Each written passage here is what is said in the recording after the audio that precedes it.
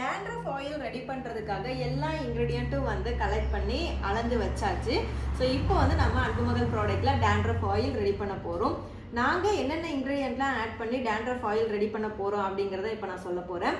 அதுக்கு முன்னாடி dandruff இருக்குது அப்படின்னா உங்களுக்கு என்னென்ன ப்ராப்ளம்ஸ் வரும் அப்படின்னா, dandruff அதிகமாக ஆக ஆக உங்களுக்கு ஹேர் ஃபால் அதிகமாக இருக்கும். பேட்சாக வந்து முடி கொட்டிட்டு அந்த இடத்துல வழுக்கைகள் வந்து வர ஆரம்பிச்சிடும். ஹேர் வந்து க்ரோத் ஆகாமல் அப்படியே ஸ்டாப் ஆகிடும். dandruff வந்து ஃபேஸில் படுறதால பிம்பிள்ஸ் அதிகமாக வரும். நிறைய பேருக்கு வந்து பார்த்திங்கன்னா முதுகில் கூட பிம்பிள்ஸ் வந்து நிறைய இருக்கும். அந்த dandruff வந்து கொட்டிகிட்டே இருக்கிறதால தான்.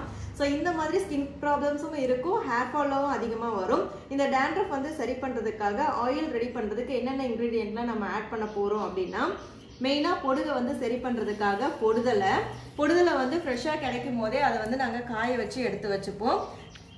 நெக்ஸ்ட் வந்து வேப்ப எண்ணெய், திரிபலா பவுடர், குமுட்டிக்காய் வந்து காஞ்சதை எடுத்து வச்சுருக்கோம். ஃப்ரெஷ்ஷாக இருந்தால் ஃப்ரெஷ்ஷாக யூஸ் பண்ணிக்கலாம், காஞ்சது இருந்தாலும் யூஸ் பண்ணிக்கலாம்.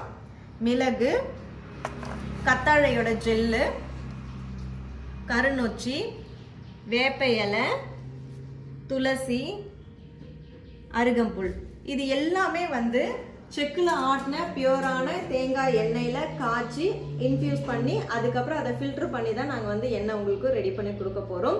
அந்த பாட்டிலில் பார்த்தீங்கன்னா வெட்டி வேறு ஆட் பண்ணியிருப்போம், அதில் இன்ஃப்யூஸ் ஆகிட்டே இருக்கும். ஸோ இந்த ஆயில் நீங்கள் யூஸ் பண்ணுறதால dandruff கண்ட்ரோல் ஆகிட்டு உங்களுக்கு ஹேர் க்ரோத் ஆகும். உங்களுக்கு ஆயில் வேணும் அப்படின்னா ஸ்க்ரீனில் தெரிகிற வாட்ஸ்அப் நம்பருக்கு காண்டாக்ட் பண்ணி பர்ச்சேஸ் பண்ணிக்கோங்க. இருப்பதை வைத்து இன்பமாக வாழலாம். தேங்க்யூ.